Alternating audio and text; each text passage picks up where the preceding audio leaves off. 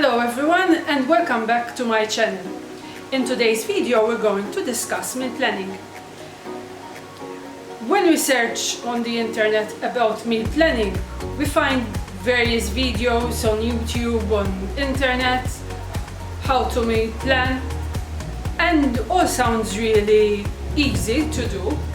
However, when you come and sit down to actually meal plan, you find that you don't know where to start. Like, should I just go buy the groceries and then come back and meal plan according to what I have, to what I bought, or just before do check what I have and then cook accordingly? So you can get a bit confused and overwhelmed and say like, this is not for me, I'm not going to meal plan. But meal planning is very important because one, it saves you lots of money because you know exactly what you're going to cook, what ingredients you need, and you don't buy multiple of the same ingredient, unless obviously it's there is an offer on it and you want to stock up on that particular item. And also you know what you're going to have for dinner that evening, and you're not like wasting time trying to figure out what to cook that night, and or even going out for takeout because you don't know what to eat. It's okay that sometimes you don't feel like eating what you have planned, and sometimes you're tired from work, but it's okay that every now and then you just go and buy a takeout. It's normal, everyone does it, so don't be hard on yourself on that one. But let's start from tip number 1, how to start the meal plan. So make sure that you have a list, or at least that you know exactly what you have in your pantry and in your freezer and fridge. That way, when you know what you have, you can start planning according to what you have. So let's say, for example, in your freezer you have chicken breast and pork chops, but you don't have any red meat. So try and use as much as possible those ingredients that you have. So when you are looking for recipes, make sure that you are looking for something that has chicken breast or pork, and possibly some other items which you already have in the pantry. So that is tip number 1. Tip number 2, make sure to have a list of the regular ingredients that you use. For example, olive oil is a staple in, I guess, every household, like onions, garlic. These are items that you will use regularly. So make sure that whenever you are running low on those items, you keep note of them, so when you are going next grocery shopping, you don't forget to buy those items. Tip number 3. First, before going out shopping, shop your home, shop your kitchen. It refers back to the point number 1, tip number 1 and number 2. Knowing what you have in your pantry and kitchen and having a list of what you're running low on, you will know exactly what you have, and you can use items that is already in your home.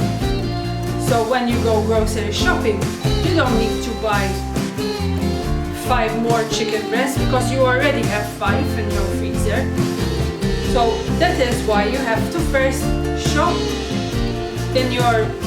from your freezer, fridge, pantry. Tip number 4. Every family has its favorite dinners, so make sure that you include those favorite dinners in your meal plan. That way your That way you are sure that the family will love the dinners and you won't have any complaints about not liking those dinners and ending up in a bad mood because your family did not eat. Tip number 5. Try and have team nights. For example, an Italian night or a fish night or a taco night. So that each night there's a different team, and it makes it easier, and especially if you have kids, it makes it more fun for them to have dinner. Like if it's Italian nights, you make maybe meatballs and spaghetti, so it's for them it's more fun. If your children are old enough to cook by themselves, why not organize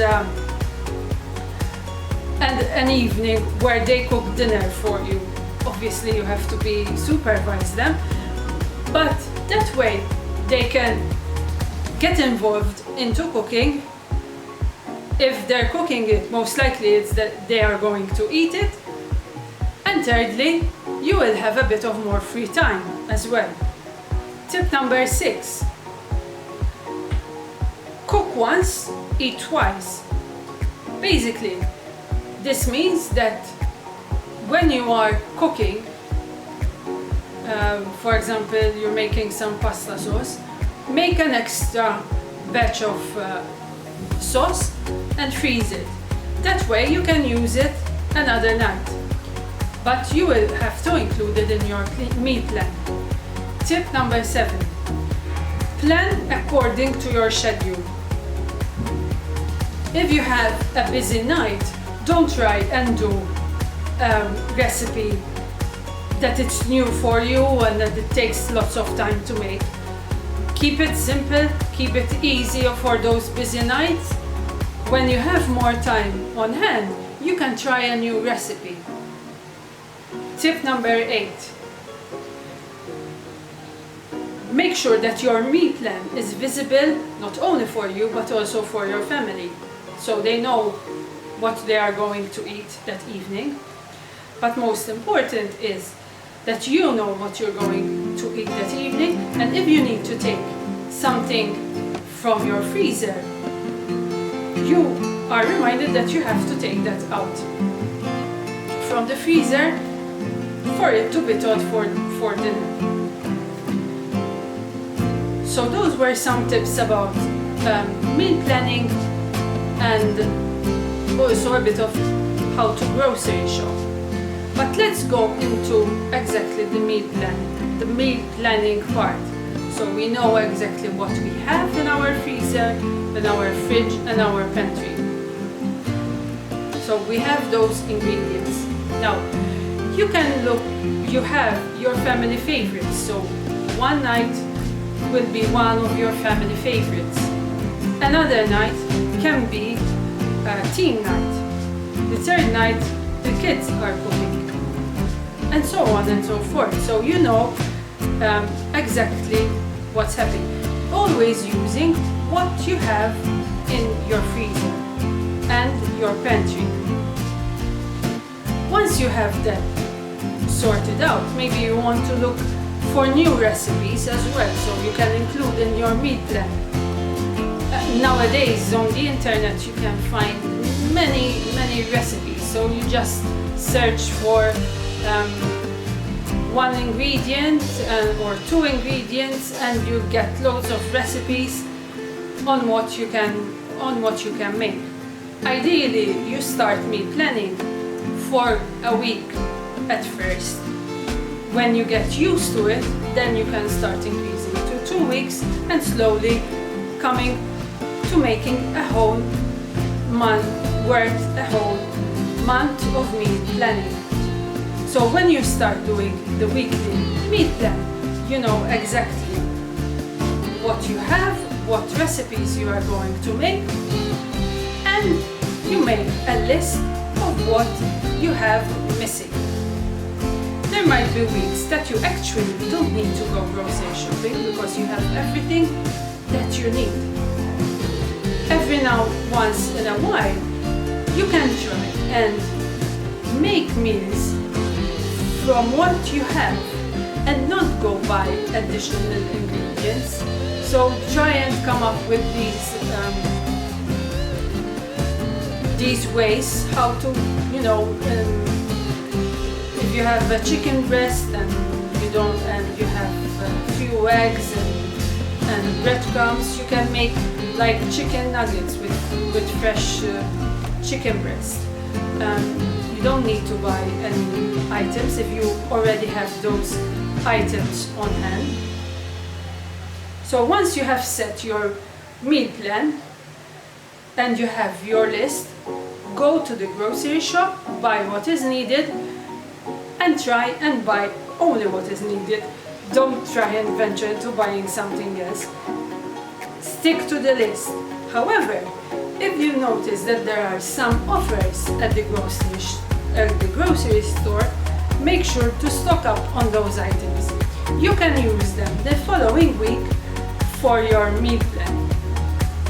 Once you have mastered how to meal plan for a week, then you can start with 2 weeks and eventually for a month. When you are planning for a month, you can also do 2 weeks and repeat those 2 weeks for the last 2 weeks of the month.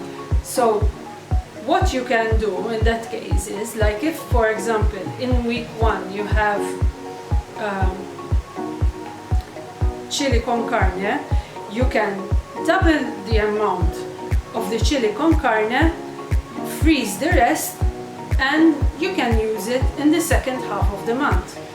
So that way you are also introducing yourself to freezer cooking as well.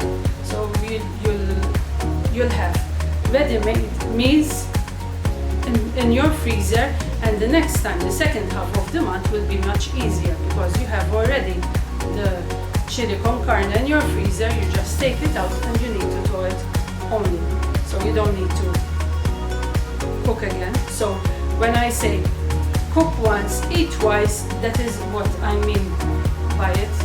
You can use it another time as long as it freezes well. So I hope this video has helped you and encourages you to start meal planning. Thank you very much for watching. If you have not already subscribed to my channel, make sure to subscribe. Until the next time, bye.